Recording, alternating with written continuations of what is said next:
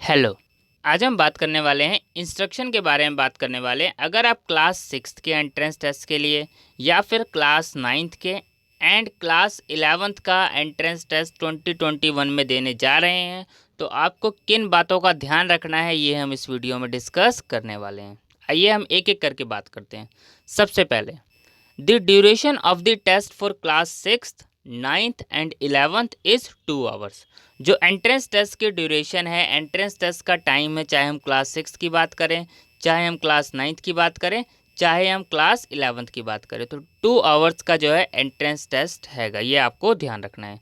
Second point, the OMR sheet must be handed over to the invigilator before leaving the examination hall.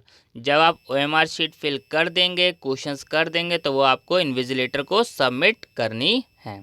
Next, there will be no rechecking और reevaluation of the test booklet. ये आपको याद रखना है, ना तो rechecking और ना ही re evaluation of test booklet.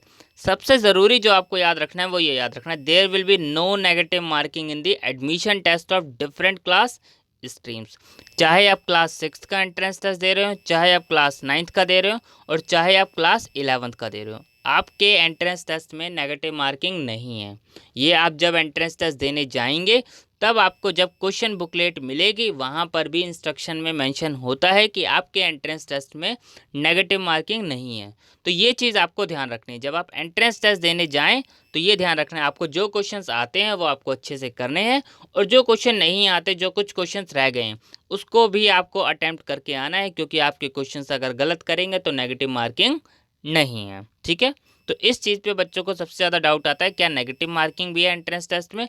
तो नहीं, नेगेटिव मार्किंग नहीं है, चाहे आप क्लास 6 का एंट्रेंस टेस्ट देने जा रहे हो, चाहे 9th का या फिर 11th का। यूज़ ऑफ कैलकुलेटर, आपको कोई भी कैलकुलेटर, मोबाइल फ़ोन, आपको कुछ भी लेकर नहीं जाना है। ठीक है, जस्ट आपको जो है पेन, पेंसिल, ये सब चीज़ें आप लेकर जाना है, आपको उसके अलावा ऐसा कोई भी गैजेट लेकर नहीं जाना है। Test paper for class 6th, 9th और 11th, जो टेस्ट पेपर है, चाहे हम बात करें क्लास 6th का या फिर 9th का या फिर 11th का, वो English, Hindi and Urdu language, तीनों लैंग्वेज में पेपर अवेलेबल होता है। आप जिस लैंग्वेज में कंफर्टेबल हो, आप उस लैंग्वेज में आंसर्स, क्वेश्चंस पढ़ के आंसर्स दे सकते हैं।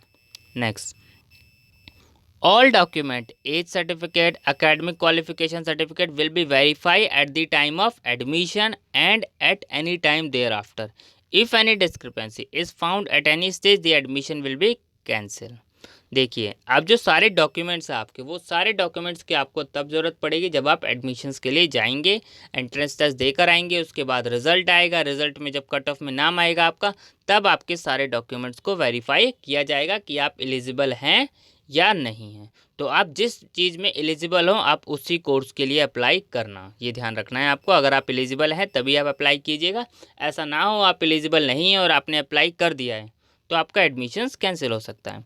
और self attested passport size photograph should be pasted on the admission form under supernumerary category. ठीक है, तो ये थे जो इम्पोर्टेंट इंस्ट्रक्शन है जो आपको पता होनी चाहिए एडमिशन टेस्ट देने से पहले। और सबसे ज़रूरी ये आपको पता होना चाहिए कि कोई भी नेगेटिव मार्किंग एंट्रेंस टेस्ट में नहीं है। ठीक है, थैंक यू।